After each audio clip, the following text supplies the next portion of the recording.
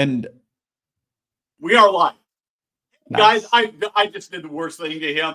He had one more question he wanted to ask me before we went live, but we are live, and so I'm not going to stop it again because that'll blow everything up. My guest today is Benny Rubin. He is he knows more about email deliverability than anybody I've ever talked to, which is why I asked him to be on the show. We're going to get into all things email in just a minute, but first this.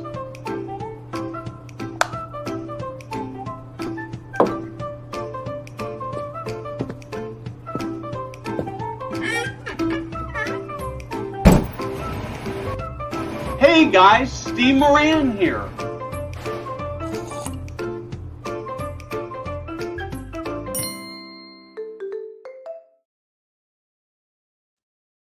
And Benny, one more thing I got to do before we get started. So if you are a senior living leader who is struggling to find enough staff, KARE with a K can help. They're a completely free platform. I don't know that free is the right term exactly, because ultimately when you hire somebody, it costs you some money, but it will save you so much money over what a traditional agency costs you. But they can help you fill your open shifts with great people. And the caregivers, if you are looking forward to picking up some extra shifts or some variety, KARE is a great place to go. But KARE is a great way to reduce overtime costs and improve the quality of care for your residents. You can see the links there, and you should check them out because, and the other thing I want to say is they're just wonderful people to talk to. So with that, Benny. Hello. Welcome. I feel welcome. I like your intro. Let's start by talking who you are. Sure. My name is Benny Rubin. I run a company called senders.co. And we're primarily focused on email sending and email deliverability with a special focus on the nuts and bolts of email deliverability. So not only the ability to send the emails that you need to send, but also actually have them land in the inbox where you expect them to. Yeah, so this is, I want to sort of give you a little background of how I discovered Benny, and I can't remember, it was some web search. But as we email to more than 10,000 people 5 days a week, and we have pretty good open rates for a daily email, but we also see lots of stuff that doesn't get open. And then occasionally we'll discover that we're sending emails to a company and we'll talk to the people and they'll say, hey, we're not getting your emails anymore. And we'll go check spam, and they check spam and then odd in spam, and we can't figure out what's going on. And so for years, I would go Google when something would happen, and I say email specialists, and these would be people who write emails and promise to get amazing things, but nobody could actually talk to me about why this stuff was happening. And then I got on a call with Benny, and he blew my mind talking about how this stuff works. And I thought, and when I was done, I was like, oh man, I got to have this guy on and help the industry get better. You probably hear that story a lot, right? Yeah, I think there's a couple of different types of email deliverability people. Just like there are different types of, like astrophysicists or something. They're the ones that are really like technicians. They're in the lab.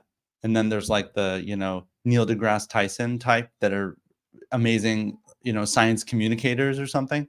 I'm sort of like an email communicator. On my team, I have technicians that really dig into the weeds and understand all the mechanics and can rotate things and do amazing things. But I'm the front end guy that like understands a lot of it and can explain it. So I think that's part of the reason why I'm kind of popular, is that when I explain things about email, I try to do it in a way that, generally makes sense. What do you remember do you remember our conversation? Do you remember what some of the things I told you that they carried with you or you carried on into your own practice that you want to double click on? So one of the things, and so, maybe too much information for the audience and maybe not, but one of the things that we have discovered is that when we were sending emails that I talked about earlier, they would just disappear. Yeah. As we dug into it and we talked to you, that there are these spam blocker tools, Mimecast, and you know better the names of the rest of them than I would, where for reasons that we don't understand, we get blocked in a particular organization. Right. And it was particularly puzzling because if we go to like a Mimecast site and check and see if our domain was on their blacklist, we weren't on anybody's blacklist. And Right. so it's sort of like, well, okay, we're not on a blacklist. Why can't we get through? And what do we do about that? Right. And what are we doing wrong? And so you started talking a lot about using different sending domains. And, I think the biggest question for me was, why did we end up there in the first place? Sure. So let me explain to the audience who's listening the sort of general issues that come up with emails and why those issues happen. And I think, Steve, you and I had this exact same conversation, so it might be helpful. There are Yep. basically 4 types of email. When people think of email, they think of email. If you really drill into it, there's basically 4 types. There's your corporate mail, which is the mail that you as an owner of your business are using to communicate with people on your team or outside your team. There's marketing mail. Marketing mail is, trying to get new people in the door. That's opt-in emails. So people who have expressed interest via your website in some way, and you're marketing to them. Also to your own members, you might be sending newsletters and things like that. The third type is what's called transactional email, which if you have a software platform, let's say where people can automatically pay rent or something like that. I don't know how you collect fees or whatever. These are automatic emails that are going out from a system that's yours, basically. And then the final type of mail is sales email. So if you have people on your team that are sales emailing, they're emailing certain kinds of partners that might feed you potential, what do you call what do you call them, Steve? So for residents, Residences. so Yeah, yeah, yeah, someone yeah, that might feed absolutely. you potential residences or something. That's a fourth type of email. The mistake or the sort of blunder that most companies make is they center almost all that traffic in just one domain. So if their organization was called, Benny Rubin Home Services, they're all going out from Benny Rubin Home Services. And you might think, well, that's the most logical because that's the name of the brand and that's the domain, et cetera. But the problem is that all those different 4 types of email have different risk tolerances, different spam report levels, different issues that can crop up. And this is a really crass analogy. I don't know if I've ever said this on this being streamed live, but it's sort of like bringing a 5-year-old with an upset stomach to a pool party. If they poop in the pool, party's over for everybody. All of a sudden, your marketing team makes one misfire with their email, and now the corporate mail is going to spam, the sales emails are going to spam, et cetera. Or your, VP of finance says, hey, we need to boost our revenues, sales team, go out, spread, go. I know we usually are in Connecticut, but go to the tri-state area, like knock on a lot of doors. So the sales team gets excited. They send a lot more cold emails. Toddler poops in the pool, ruins the emails across the whole org. So one of the really important things to understand is you need to segment out the different types of sending. And when you think about how to segment them out, there's 2 vectors that you have to think about. One is, what is the domain that's sending? And the second one is, what is the back end email system that's sending? And this gets a little bit into the weeds, so I won't go into too much detail, but oftentimes the most efficient way to do this is to segment out all of these different systems and actually completely different infrastructures, either different domains or what you call subdomains. So something like, residencenews.yourhome.com or something. So you have a subdomain on a main domain, which sufficiently can divide it up without leaving your branding. And there's lots of intricacies in this process of doing this kind of what you call email fencing, especially on the cold email side, which we can talk about in a second because that's important. But even just dividing up your email newsletter sends, the transactional email sends, your corporate mail sends into different distinct streams, there's a lot of nuance in there. So a lot of companies hire us simply to go through the process of digging through their email systems, introducing those subdomains or new domains, getting them warmed properly, then getting them integrated into their systems, then making sure that they're integrated properly and the sending is working how it should.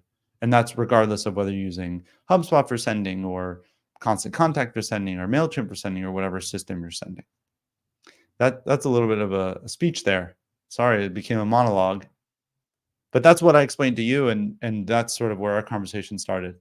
Yeah. So let's I want to I'm sort of challenged here, right? Because I'd like to sort of dig into it from my B2B standpoint, and I think we're going to touch. I want to touch a little bit on both because part of our audience are people who are in the vendor community who are sending B2B to senior living operators, and they struggle with this as they create drip Yeah, email campaigns to tell their story. yeah, But for the operators, they're mostly getting contact information from consumers right, who probably 70%, I'm guessing, it'd be fun if somebody's watching happens to see, and maybe they don't even know, but when a family member reaches out by, say, email, sure, do they use their company address? Probably more likely they use a personal address, which is right, going to be a Yahoo, a Gmail, an AOL. right, My stepfather still uses a CompuServe email address that's still alive and sort of goes back that far. But is there a difference between sort of those generic Gmail, AOL type things and a company in terms of how people look at setting up their email? yes, there's always a difference. I think that if you think about this from the problem side, because that's usually where people start to care about this, they say, hey, we normally send out these emails and normally they get 25% opens or 35% opens. But for some reason now it's only 18% or 19% or something. Oftentimes, when you dig into the data and you run diagnostics on what the recipient email servers are. So what is the spread of Google versus Microsoft versus Yahoo versus all those things? What you find Yep. is that only one of those is causing the problem.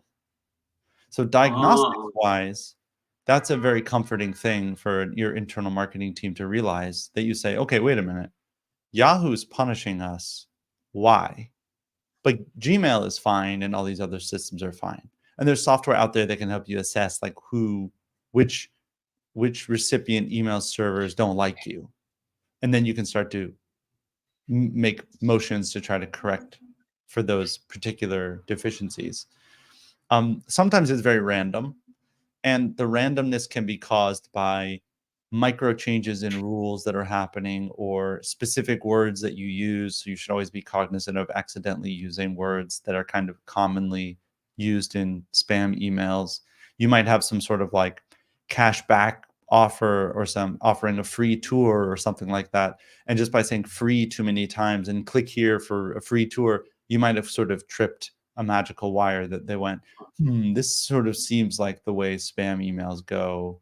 Maybe we shouldn't deliver these at the rate of the last ones. So you're sort of subject to these things. But oftentimes it's very dependent on the recipient server. And that means that you can isolate that knowledge and just say, instead of coming to my team and saying, hey, we have a problem, our open rate dipped 10% and we did nothing different. You now can get a little bit more sophisticated and say, I think we have a problem with sending to Google inboxes. And you can further test these things if you have a lot of emails going out by simply segmenting the lists and then attempting your next send to no Gmail senders or Gmail recipients, for example. And if lo and behold, you get a 35% open rate, you can pretty confidently say, okay, now we really know we have a problem with these Gmail senders. And keep in mind that problem might correct itself. Often, it happens very often that kind of pinpoint thing really is email dependent, but sometimes it's not. It's a little, there's something very specific going on that needs to be sort of dug into, or you need to go through the process of introducing a new subdomain and getting Google to like that domain and then integrating that into your email stack or something like that. so let's talk a little bit about Gmail to start with. Sure. One of the things that we hear a lot from our readers that are using Gmail is that we get marked as spam, or Sure. we get this suspicious message. Sure. But what's frustrating about it for them and for us is that even when they mark this as safe. When it comes in tomorrow, they'll get the same thing. Is there anything you can do about that? Do you have any thoughts on that? Well, I think it's important to sort of get to the root of why that might be happening. And I think everyone who's listening in right now and who listens in the future, we are talking about seniors. And we all know that scams against seniors is a serious societal problem. And we also know that Google and all the other email servers, the email service providers out there, are trying to do their part to protect seniors from scams as they're trying to protect everybody else from scams. So one of the things you just have to understand is that your rules of spam filters or spam word triggers might be different from the sort of general ones. Um, you know, things like free, free, free and dollar signs across might be, you know, bad for everybody, but potentially something specific about a combination of words about Medicare and seniors and something about the way you're crafting your offer might accidentally end up looking a lot like someone running some sort of scam. So you have to be Okay. you have to sort of have an extra set of goggles on or glasses on, a hat. I don't know what people wear these days, but you have to basically say, okay, I'm reading this email through. If I'm someone that doesn't know anything, is there any world in which this combination of words might end up looking like someone trying to pull some sort of scam on seniors? Because you can Yep. imagine a very clever scammer might pretend to be someone or do something that kind of looks like they're registering for something and then try to do something nefarious with it. So that's Yep. one Yep. thing to think about. The other thing to think about is a lot of the root of scams, and those including ones to seniors, involve doing social engineering type activities or potentially putting some sort of Trojan horse on their computer. And then you get them on the phone and then you say, oh my gosh, you have a virus in your computer. Look, it's right there on your desktop. And they go, oh my gosh, I didn't see that. So the way that a lot of these things get put on people's computers is through links that look like they're going someplace and they might eventually get there, but they kind of redirect somewhere else and download something or something in the background. So that's like a link redirect. So sometimes these problems with Gmail or others can be fixed by having email links that are just more direct. There are fewer redirects in the email. So that means if you're using some sort of clever link shortener, which sometimes people use to track how many clicks something gets, you end up tripping spam filters because when Gmail systems are trying to look through your email, they see senior, senior, senior, discount, discount, discount, or whatever it is, free, free, free, and a little bit of a suspicious link. And they're like, maybe we shouldn't put this in the inbox. Maybe let's quarantine this or put it in spam or make it disappear rather than like delivering it. So you have to look askance at your own emails and then ask yourself, are we doing anything that might be a little bit off? And that this comes down to oftentimes if you have error in the code of the email, so it's not rendering properly, even though you usually don't have a problem. So maybe you try to do something a little bit more fancy with your HTML in your email, or you kind of edited the code on the fly and didn't think too much about testing it. Like those things can also trip up spam Yeah. filters. And yeah, one of the things I would say that we discovered, and I don't know, I'm actually, my team does it, and so I'm not real as familiar with it, but when we were sending our daily emails several years ago, at that time we were using MailChimp. I don't know, it really makes much difference, but the way we would do it is we take yesterday's email, we copy that into a new email, drop the oldest articles, add the new articles, and we discovered that probably every 3 to 6 months we'd have to rebuild from scratch because of course each time we did that there was some leftover or messy code that we couldn't see visually but just made it from a spam filter much uglier and caused that problem. Yeah, So I, I I think yeah, there's all sorts of those are though relatively small things. They cause bigger problems. The other side of this is a different kind of scam that can happen, which everyone should sort of be aware of, which are spoofing attacks. And spoofing attacks are when someone's pretending to be someone else. So you can imagine anyone, including senior citizens, getting regular emails from a certain kind of organization, and it has a certain name. It's called, Senior Living Plus or something, just to give it a name for us to talk about. And they get another email from someone that's trying to steal from them called, you know, Senior Livings Plus, very similar in some way, but it's not them. So oftentimes what's happening is the scammers are running scams at such a high volume, and they're throwing darts against the wall. And sometimes they might just happen to try words that are very similar to you or what you're saying in that exact moment. And you sort of get wrapped up in their scam vector, and you end up in spam, even though you have nothing to do with what they're doing. So it's sort of Yeah. like a noisy neighbors kind of scenario. So Does that make sense? it does. And you got me sort of, I'm going to go a little tangential here. Sure. So I have been getting on nearly every day. I get messages to our company through our company Facebook page saying your website's about to be turned off because you violated some policy. Right. But and obviously scam. But Right. what I'm puzzled by is the email addresses that they want you to click on seem to be a Facebook.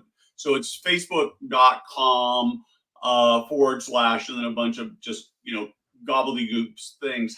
How does that get redirected? That's a good question. I actually don't know the mechanics of these things, but keep in mind, oftentimes, I don't know how it works inside a specific network. Over email, it's Gotcha. relatively easy. You can write any text and put a link of any link behind any text. So it's not that hard to send a link that looks like bankofamerica.com, but actually goes to iwillstealyourmoney.com. Like, that's a very easy thing to do in Yeah. HTML. I And, don't know and how they that may do it, be what it is. but it's also possible that what's happening is it's a social engineering type attack where you click on this weird Facebook link and it takes you to some Facebook page or something that then is trying to lead you further down the path that they want you to go down. Yeah. And it's not necessarily them trying to drop something on your computer or something like that. You understand what I Okay. mean? So it could be a Yeah. little Yeah. bit more. The other thing that it could do is it could be a kind of Facebook link that subscribes you to a feed that then they can drip on you. Because a lot of times Yeah.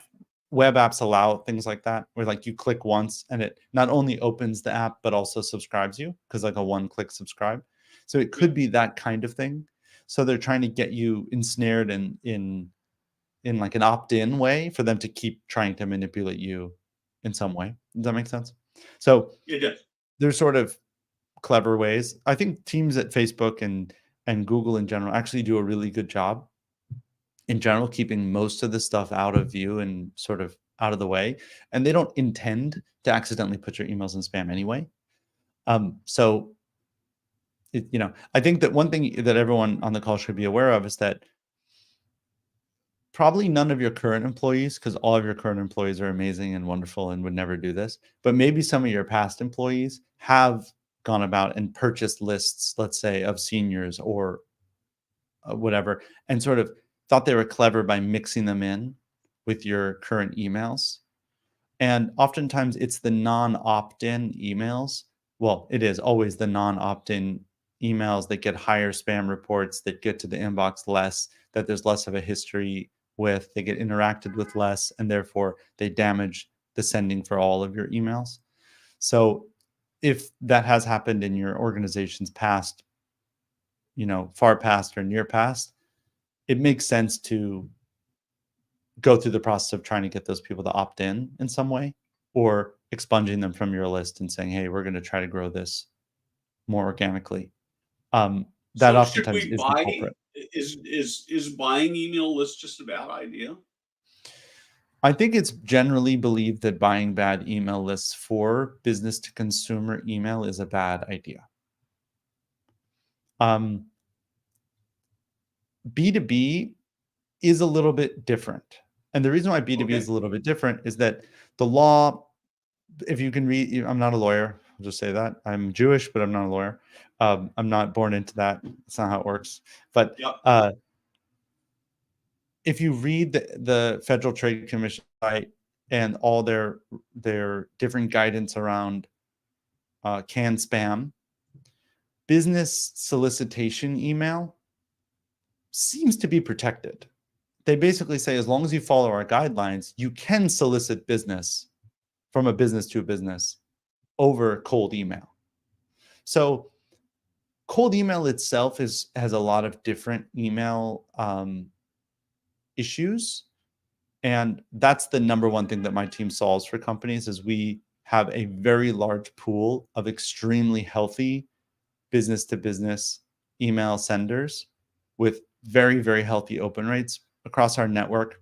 I think we found that we need north of 60% open rates and very healthy traffic in our network in order to be able to plug in new folks and have them perform really well.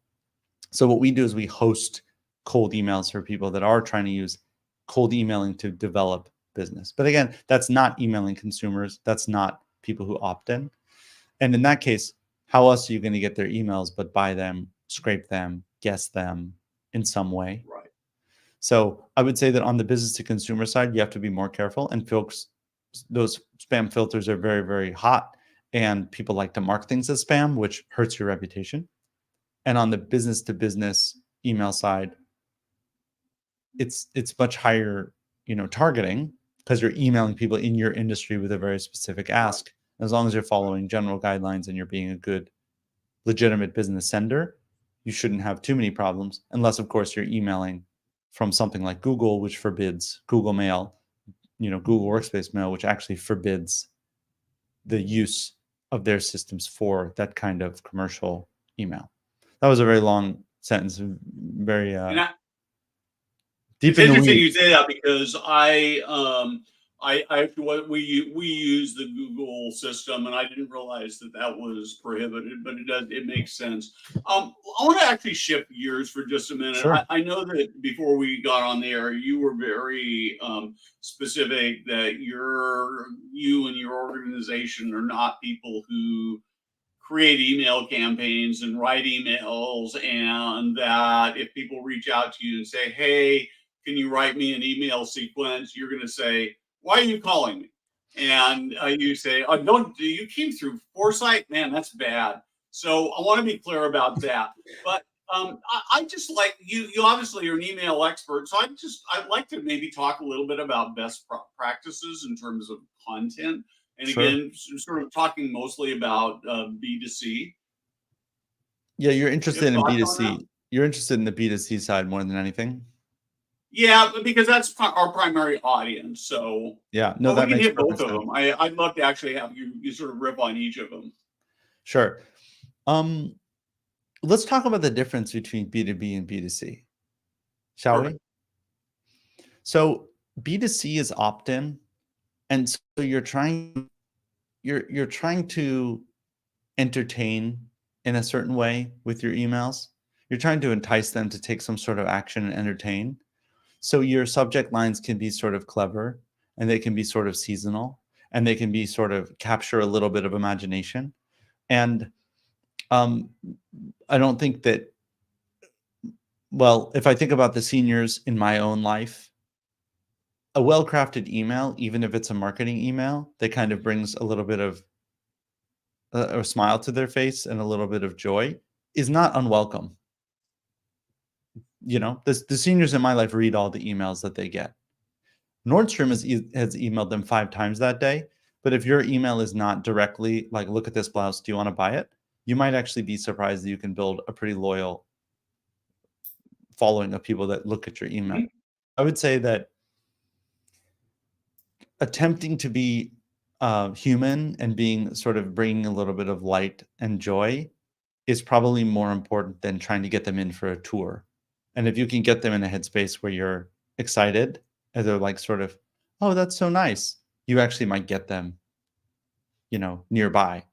to come by for a tour if that's your sort of ultimate goal. So an example of that would be highlighting things that you know your audience is generally interested in, or visitors when they say, we're going to come by for a visit, and on their tour they're like, and we're also going to visit the municipal park around the corner because they have such beautiful fall foliage. Like, you're like, ding, ding, ding. Why don't you come see the fall foliage around the corner? And while you're in the neighborhood, you can come by for a tour. Actually might perform better in the way that you want it to on business to consumer.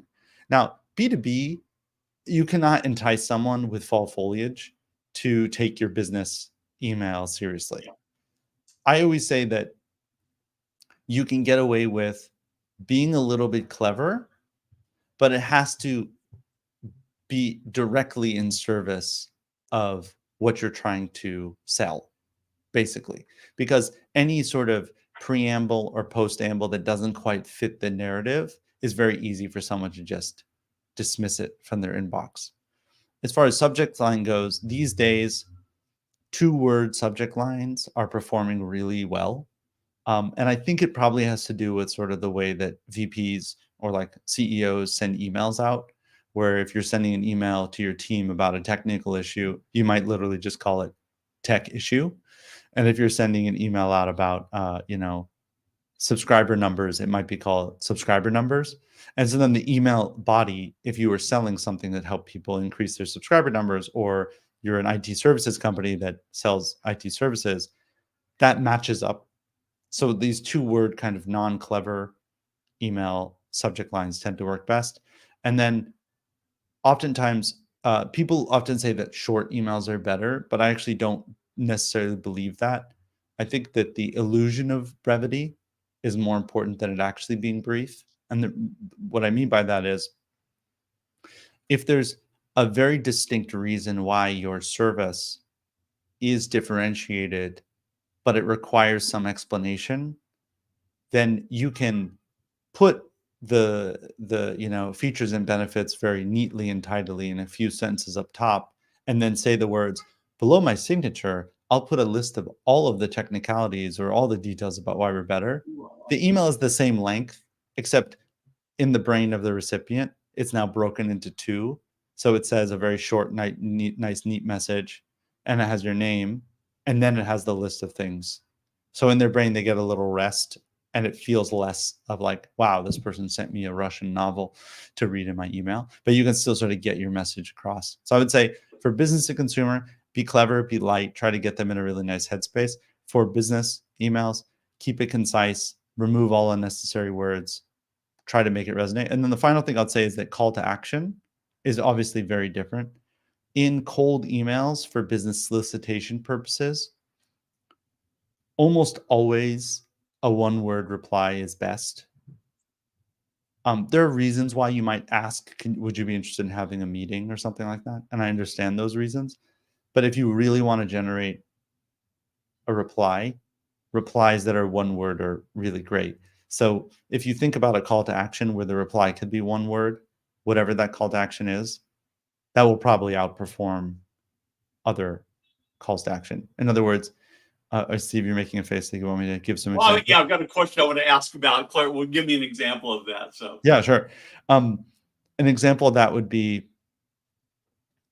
well, I would say that however you frame the call to action, there's almost always something that is catnip for your audience. So, for example, think about Steve's newsletter. If Steve had a paid section of his newsletter, he might be emailing folks that are on paid marketing team, the teams that handle marketing and marketing spend inside a company. So what's the number one thing that people want to know about how to get on your newsletter? They want to know how much it costs. So if your call to action is, can I send over a detailed price list that includes historical prices and how they've changed over time as our audience has grown? Well, they're probably going to be interested, even if they don't have budget this quarter, because they like to see prices and they like to know what it costs to do something like that. So the reply is a 1 word, sure, or sure, I'd like to see that. And now they're an interested lead that you can do all the things you normally do to try to nurture them into the phone call or whatever it is. You follow what I mean?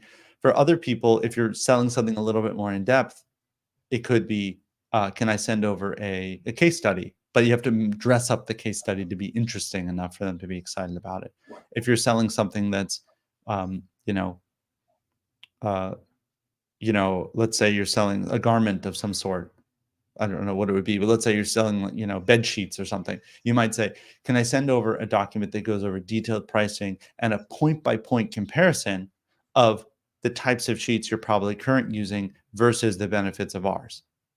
It's like, well, it sounds kind of interesting. I'd like to see. You see what I'm doing? I'm just taking the call to action and I'm making it the kind of thing where when they say sure, there's a little bit of emotion and interest behind it. They're not thinking another vendor that wants another 15 minutes or 30 minutes of my time, and I could waste all day, every day just talking to vendors. No, thank you. They're actually having to ask themselves, do I want to see a price list that looks pretty compelling? Do I want to see whatever it is that you're trying to pitch? If you do that to consumers, it's very, very strange. You could do it. Yeah. There are ways to do it, but that's a little bit weird when really what you want them to do is, schedule a time for a tour or, um, Well, this is really fascinating. This is so helpful to me as I think about this because we've been doing some work with one of our partners, and the big call to action they want to use is schedule a demo. Sure. And while I get that scheduling a demo is really, really critical to get there, I worry a lot that if I come to you on my first pitch before we've had a conversation, is the way I want you to respond is commit to spending half an hour or an hour with one of my salespeople, that's probably not going to be very successful. But Sure. if it's yes, you can send me this next piece, it starts deepening that. So that is really cool. Yeah, So I don't. It's funny because my own sales, I tend to do on a phone call. You talk and you sort of learn about each yep. other and figure out if the solution matches. So doing a sales call is probably a necessary part of the process for the organization you're working with. There are people that do like sales calls, so that is not uncommon. You know, Yep. like Yep. people will say, Yep. "Sure, I'll learn about that," and they get on the call. Yeah. Um, Yeah. so you might want to have an understanding of who the target audience is and kind of understand if they're the types of people that love to have calls or don't. The flip side of this is if the team you're working with really believes that a phone call is the best way to do it,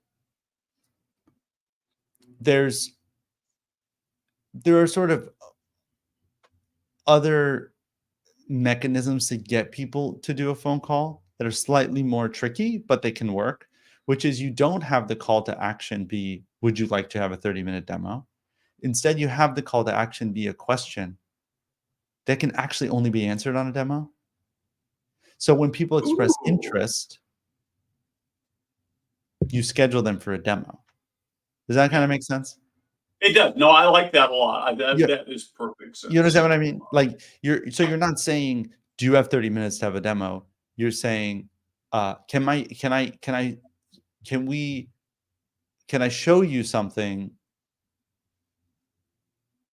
in some specific way? And they're like, yes, I'd love to see that. And you're like, great, how's Tuesday at 2:30 to talk?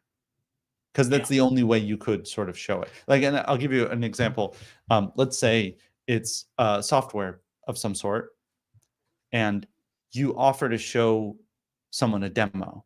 Okay. If you offer to show someone, can I send you an overview and let's see, you say something like, yes, you make the call to action. I don't know if this is an opt-in thing where you're emailing your own network or if it's cold, but if they're opting into, yes, I would like to see live client examples in action, which could be very interesting to someone if it's a financial, metrics Yep. product or like whatever it is. You're not going to send, you might not send, you could send them a video of it, but you could also schedule, great, how's Tuesday? And we can dig into specific examples that are relevant to your business. You see what I mean? So you're sort of framing it No, in such a way where the result is the demo, but you're not asking them for 30 minutes of their time. You're getting them to express interest in whatever it is that you would show them in that time. first and foremost.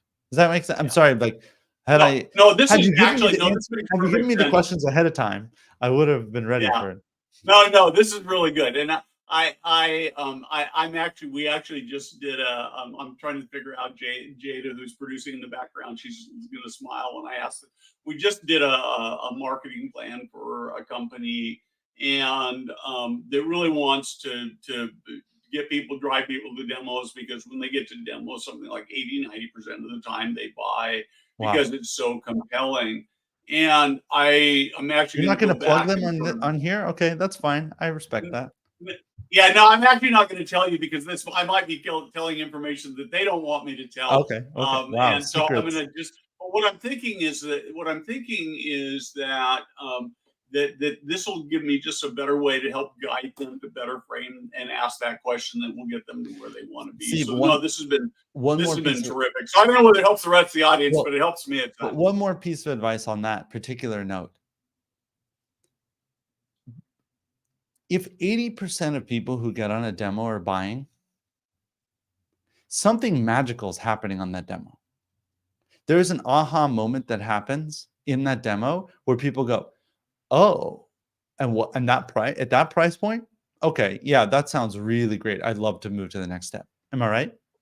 Yep, So, absolutely. oftentimes the best call to action is drawing that out and making that the call to action. So you say, "What happens on the demo?" And they say, "You know what? Right when we get to the part where this and this come together, we see their eyes light up and it makes sense to them." If you pull that out and you make that to call to action in some way, shape, or form, you oftentimes see a big boost in interest, because now, I'll give you an example. If it's a piece of accounting software that can do, let's say there's hybrid organizations that are part charitable organization and part for profit, and you built a piece of software that can do accounting and it can really accurately do it across these different kinds of accounts. And that's your big sales pitch. Do you have a trust and this, and we can do this thing? If you say, can my team show you exactly how the list of accounts interacts with each other between these across these different types, and how da da da da da da, whatever that magic is. Oftentimes people are like, yes, that's what I want to see. That's what I want to see, because that's all I care about. You're speaking my language. Like, let's set up a demo to check that out. Now you do the demo like normal, and you sort of gave away the magic that happens on the call, but at least people are sort of anticipating that magic. You know what I mean?